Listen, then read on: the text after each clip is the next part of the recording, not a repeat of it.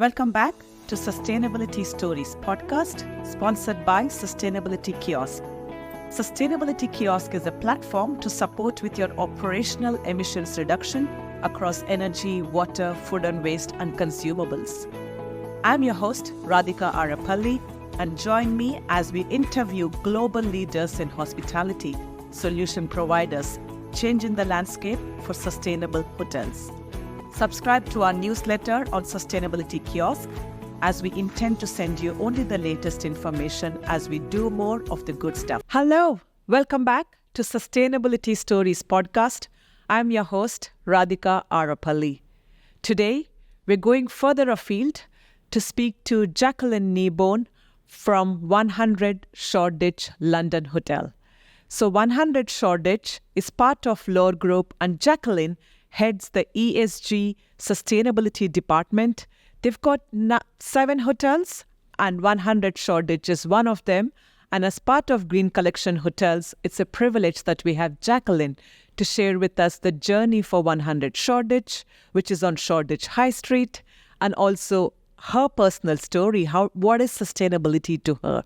And also, I'm curious to tap into Jacqueline's knowledge of what does the future look like for sustainability, and more so, what challenges does she face as she drives sustainability up in her organization and along with her colleagues. So with that said, let's welcome Jacqueline Kneebone, ESG head for 100 Shoreditch and the Lower Group Hotels. So Jacqueline, welcome on board. Hi, Radhika. Thank you so much for having me today. Thank you. And I gave a brief introduction about you, but what would be nice is, why don't you take us a step back and give us your career journey into sustainability? Okay, so hi, Radhika. So I head up sustainability and wellness for Law Group and for 100. My background is very much wellness, and I have worked for Law Group for 14 years. But what really brought me into sustainability is something where the more I learn about sustainability and the more I learn about wellness is that the two are not mutually exclusive. And when you want to achieve wellness, you really need to not do it at the expense of the planet. And you also want to achieve environmentally and socially, you want to achieve there, but not at the expense of well-being. And that really led me into being very interested in sustainability and loving both of those industries and seeing what they can do for our guests who really deserve these wonderful experiences, led me into really looking at how I can protect that and reduce the risk and really adapt those industries for the future. Correct. Thank you so much. And I think you put it nicely. Wellness and sustainability are not mutually exclusive, and they're so well intertwined, right? So talk to us a little bit about 100 Shoreditch. How many rooms do you have? What's the capacity of outlets? Give us a flavor for the tour of sustainability, please. Okay, so first of all, to talk about 100, we opened up about 2 years ago on Shoreditch High Street, very much set out to be the social hub of Shoreditch. We've got 258 rooms, and we've got about 5 food and beverage outlets. So we have a rooftop, we have the seed library downstairs, we have the lobby bar. We also partner with Sticks and Sushi for our restaurant. So it's a very active hive of the local community. What is quite interesting is that we started our formal sustainability journey just before the property opened. But for me, sustainability is always about an attitude and not just your actions. And our design team have been ahead of the curve of this for forever, really, for years. And what they do is they really understand the history and the community and the heritage of the building that we decide to refurbish. So we don't just completely go in and change everything, but we really try and do adaptive design and circularity to really reinvent what was already there. And this is always led by Jaco Strauss. When we opened the property, we did what we are seeing commonly within hospitality, where we are looking at every aspect of the guest journey. How can we reduce single-use plastic? How can we try and make this more sustainable? And we've done that with water fountains, with large format amenities, with eliminating single-use plastic throughout that, but also through digital reading materials. And the property as well has been fully assessed, and it's also on renewable electricity as well. So there are quite a lot of elements there where we are. What I really found is that I was quite new to sustainability when we opened the property, and we definitely have moved from a primary phase where all the obvious points are done and really done because they very much align with our values and with our culture. It's all about perhaps voluntary sustainability. And we've now moved into perhaps more of a robust mandatory phase with regards to infrastructure and reporting. Wow. It's very interesting the way you've described that, you've done the foundations and now you've moved into more advanced level. And so give us an example of what is advanced. So what we really see with ESG is that ESG is involved from a 1.0, which is voluntary, to a 2.0, which is mandatory. And mandatory is about audited disclosure and reporting. So what we needed to do was establish our baselines for our carbon. And carbon is very much based on your energy, which is your gas, your electricity, your waste, and your water. And we really needed to report on that, establish baselines. I was being asked all the time, do you have scientific carbon goals? And until we actually established those baselines, we weren't in a position to set anything. What we also needed to do was, I was working across a number of different themes. It was quite overwhelming, and I needed to bring everything together so that it made sense for me, but also for our teams. And we started working with a company called Future Plus, which has a platform that brings together about 250 different ESG metrics across themes such as climate, environment, social, economic, and diversity and inclusion. And what we're able to do with this is that we're able to go into a metric and go, are we doing this? Yes. Here is the information. It gets screened. If we're not doing it, then we can understand what the gap is, and then we can commit to a timeline. And that means we're not perfect. The beauty of it is that we're on a journey, but that we can actually transparently and robustly report. This is also lifestyle hospitality, and everything that we do really needs to connect with our culture, and it needs to connect with our teams.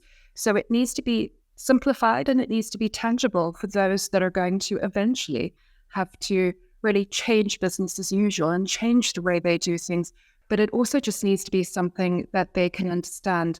What I find with sustainability and just personally is that it's very intellectual. There's a lot of jargon, and I walk out of a lot of things thinking, I don't really understand this sometimes, but actually it just needs to be simplified language.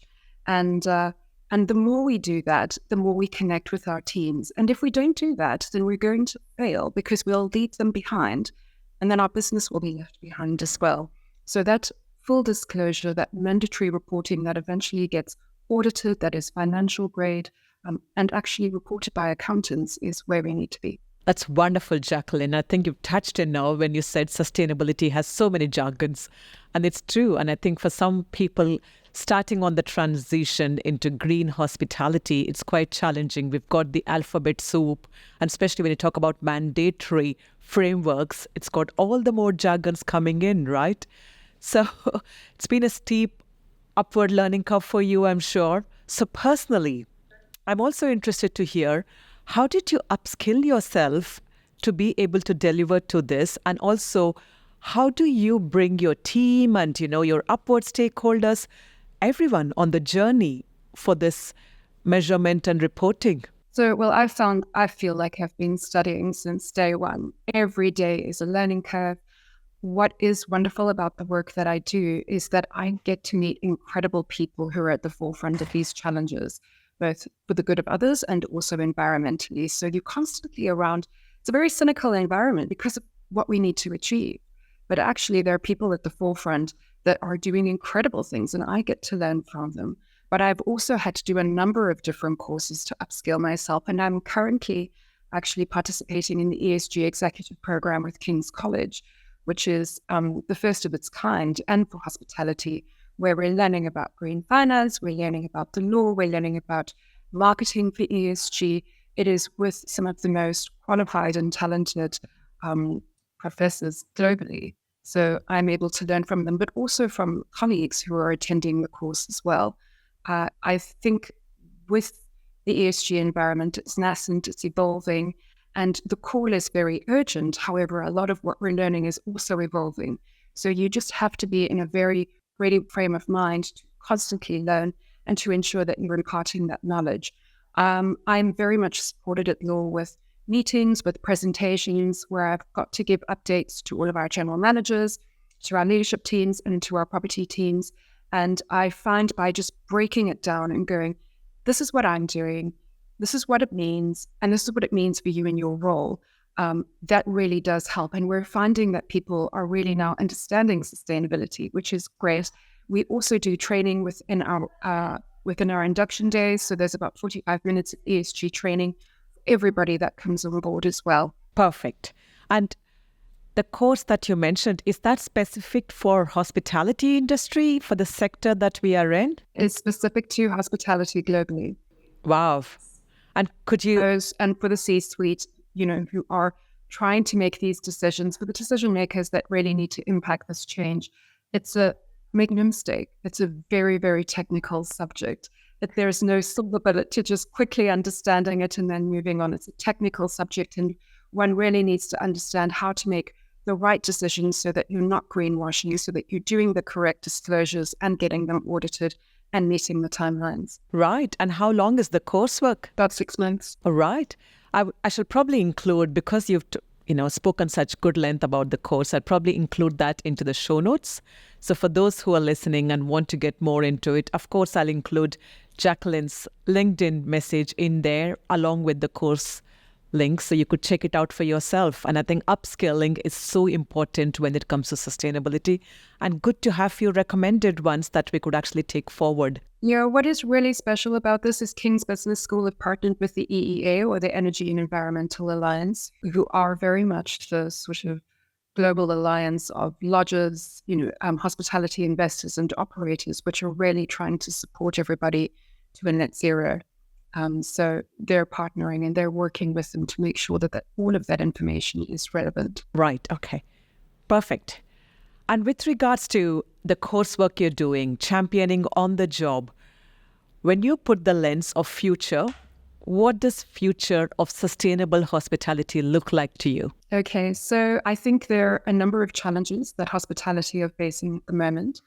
I think that how we define luxury is going to be one of the big, great challenges of hospitality, and how we communicate that to our leisure and to our corporate market segments is going to be enormous. I do think the first point of that is trust. I think at the moment there is an element of distrust within the market, because sometimes there's so much noise in regards to sustainability that while people are doing amazing things, shortcuts have also been taken. So what needs to happen is, yes, and we have seen it, and then that causes our guests to be confused. What is right? What is not right? And for that, we really need to understand how the information is being verified, how is it being screened before it really goes to market, and can they rely on that? And I really think what will be happening is you will see the larger hotel brands, the larger hospitality sort of distribution platforms coming together to really agree on these taxonomy structures and how everything does need to be reported for hospitality, because at the moment it's not aligned, and we need to bring that together. And I think that's going to be the big exciting thing for hospitality, where there's so much interest, there's so much enthusiasm to do this and to get it right and to work for companies that are doing wonderful things. But we also need to make sure that we're communicating it in a way that's trustworthy, where we can't be accused of greenwashing. And I think that will give the entire industry the security it needs. It almost seems like you have some personal anecdotes to share here, Jacqueline. Is there anything that you've seen recently which kind of caught your attention and you kind of went, you know what, there's a huge difference between what they say versus what they do?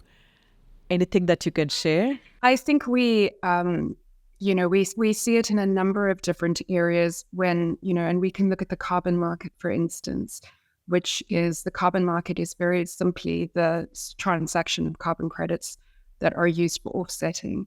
And essentially a carbon credit is the equivalent of 1 carbon ton, for instance, and that needs to be regulated. So once a carbon credit is utilized to offset a carbon ton, then that is no longer available. But the regulation of that market is not fully in place yet. So there's a lot of controversy about it.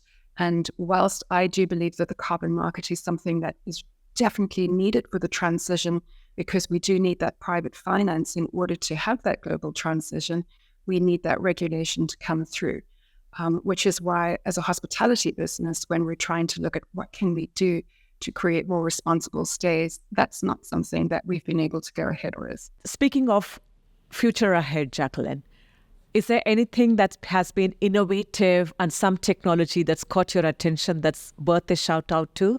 I think not necessarily technology, but I think if we look at the future and we look at the challenges as well, something that is happening, of course, is climate change. And if we bring it back home to 100 and to London, we are really needing to start setting ourselves up for the impacts of climate change. And looking at London, there were extreme storms, about 13 or 14 this last winter. You're based in Dubai, so you know about flooding. And but ultimately, because of this, we decided to do climate risk assessments last year on all of our properties. And this is about taking a property such as 100, putting it into a scenario of current year 2030, 2050 to look at the impacts of climate change. And what we do is we look at different scenarios of wildfire, pollution, extreme storms, flooding. And what kept on coming up time and time again was water quality, water scarcity, and what we need to do about the lack of fresh water. So what we did because of that, what that really did is it drove home our partnership for responsible stays. I'll just repeat that. There was a company called Lead Blue, which is incredibly innovative.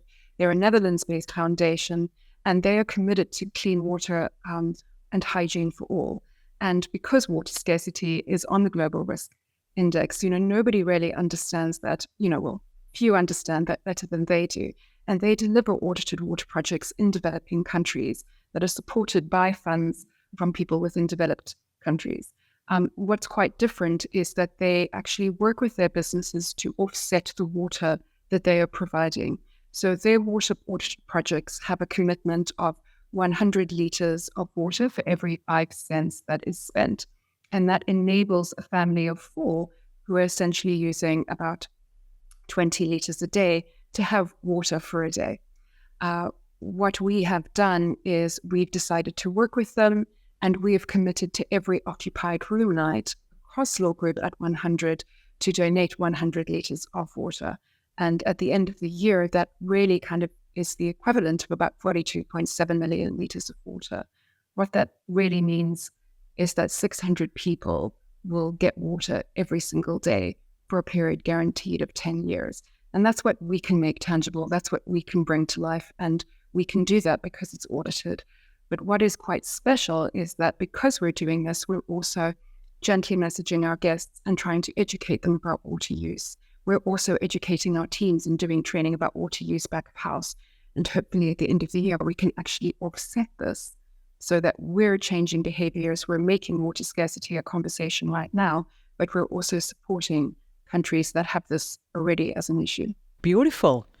And it's wonderful how we have an ecosystem of startups, of NGOs coming together, and we're able to tap into just say, profitability for both. So you're able to do, and for a good cause then.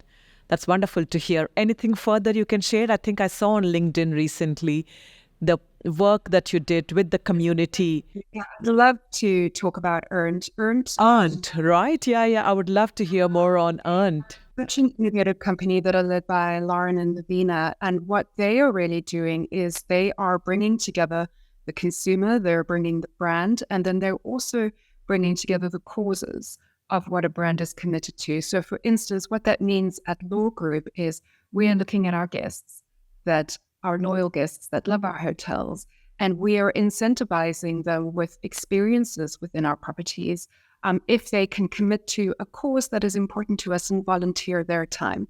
So we kicked off with 100, and we've actually partnered with them across the group, which is the absolute dream. And and 100, we did this in May. And what we decided to do was partner with a community centre at the Samuda estate. If you've seen Top Boy, that's the estate that they use.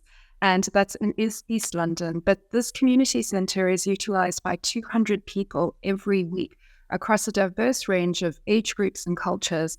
But the community centre has absolutely no funds for maintenance and cleaning. And it was such a desperate state. So we decided to commit to a weekend of work where we could really transform the space. We went out to all of our databases with about 45 volunteer spots for about 2 to 3 hours each. And that was booked up within 30 minutes. So we know our audiences are totally interested in doing that. And we incentivized them with different experiences within our property. So if you're coming, we do this, you can come to our rooftop or come to our lobby lakes and have a complimentary drink, and you let your friend have a complimentary drink. And if you come on a Sunday night and have dinner, then you can have a complimentary stay if we have availability. So the weekend was absolutely amazing. Everybody showed up, our team showed up, and there were these wonderful conversations about volunteering work, about the local community, about 100 Shoreditch. It was so unique. I've never done anything like that before, and Earnt continue to work with so many brands doing this really innovative work, but depending on what's important to the brand. And our next partnership with them will be sea containers, and then we'll work across all of our hotels. Wow. Just beautiful, Jacqueline. I mean, the fact that you invited guests, employees, everyone into this partnership must be very rewarding for you. So wonderful to see that coming off your desk, and kudos to you for, bringing this together. Yeah, well, I just get to be one of those people that love what I do, It's an honor. So yeah, it is. I get to be inspired by incredible people that are not just talking, but making a difference through actions every single day, and that are not daunted by the challenges, but just just spurred on. And I also get to see our teams being proud of where they work, and our guests connecting with us and returning because they realize that we care about the local community. So there's just so much success on a daily basis from doing this work. Perfect. And I think this is where hospitality can really show that, we give back much more than we take. And this is a beautiful example of, where you're coming together for a community development project. So love it. And, in the podcast today, we spoke about your personal upskilling, also the future trends. Can I ask a question which is about challenges? So sustainability, is not an easy subject because it's very cost driven, and a lot of times it's a no. 9 no's before a yes is what I get told sometimes. So what are challenges from your perspective with Lord Group and 100 Shoreditch? Well, I'm particularly fortunate because the leaders that I report into, have this incredible sort of growth mindset towards sustainability, towards everything at Lord Group, really, but also towards my role. So we realize that we're learning, and as we learn, we're just going to get better with it. But what they've also decided to do is take the onus on them. So we're not trying to ask our guests to support us with funds. For example, with Made Blue, we've made the commitment. We're going to support it whether our guests decide to or not. And I think that's a critical attitude to have in this journey so that the business takes accountability for it. But for me personally, what I've realized on this journey is that sustainability has to be made convenient. So if I need to be doing a little bit more work so that I can break it down so that I can make it convenient for everybody else, rather than a different chore and something else that they've got to do or something else that's going to cost them more, then I will absolutely do that. And you can really approach sustainability from a very commercial side as well with, for instance, and I'll use water fountains as an example. Water fountains in our corridors has replaced glass bottles in our rooms. Now, we spend a lot of money every year purchasing glass bottles for our guests. The water fountains now provide unlimited chilled water and sparkling water for all of our guests. They can have it whenever they want. If they do want glass bottles, we'll take it to them straight away. But that's eliminating a cost from the business. It's also eliminating about 43 tons of glass waste, which also saves us from a waste point of view. And if you're able to demonstrate everything through a business case exercise, it really does connect with so many different people. And that's an attitude that you just have to go in with. It's wonderful if you can have the bonus of benefiting, of making these differences, but if you can make it be commercially sound and you can identify with people's perceived value, then that really helps. I think that really was a golden nugget there. The business case of sustainability and making it as easy as possible for people to come along on this. think the 2 points really nail it for me when it comes to sustainable hospitality and how do we accelerate the journey, right? So beautifully put there, actually. And it's quite something. So with that, actually, Jacqueline, I think we've covered quite briefly. I'm surprised how quickly the half an hour has gone by. And yet, we've just had a chance to dip our fingers into a couple of things around 100 Shoreditch. Anything else that you want to share with us about 100 Shoreditch, your role, your certification process? Please go ahead. I just would encourage anybody working in sustainability or in hospitality to just really just know that you're going to keep on learning and know that you're going to need to be convincing people. It's not just because it's the right thing to do. You need to find a way of leaning into people's perceived value, and you need to break it down and not speak in jargon. You need to break it down so that you can connect with people and not come across in a way that is too theoretical for them. I also think that with sustainability, if you're studying sustainability, also study another industry, because sustainability is something that's going to be across the board. Every industry is going to need to embrace it. So understanding sustainability, but also having a thorough understanding of how an industry needs to evolve and adapt to embrace it is really important. And with that said, you talked about study the industry, study the sustainability, and I think all the behavioral aspects, what you're mentioning about, because sustainability requires a lot of leadership and a lot of behavior changes for a person to take the agenda, bring everyone with them on the journey, right? And I think you've touched that quite nicely there. It's been a pleasure having you on the show. And, I think I've learned so much. I'll have to go back to listen to some of the bits again for me to relearn. And also, like you said, sustainability is an ever-changing field. So there are lots of new terms and new communities coming together as we grow and advance on this career. So any closing remarks from you? No, just thank you so much for having me and really enjoyed the interview with you. Thank you so much. It's been my pleasure. Thank you so much for listening to us, and we're always welcome for feedback. Any questions, head on to Sustainability Kiosk. This is Sustainability Stories podcast, sponsored by Sustainability Kiosk. Thank you so much for listening to us, and we're always welcome for feedback. Any questions, head on to Sustainability Kiosk. This is Sustainability Stories podcast, sponsored by Sustainability Kiosk.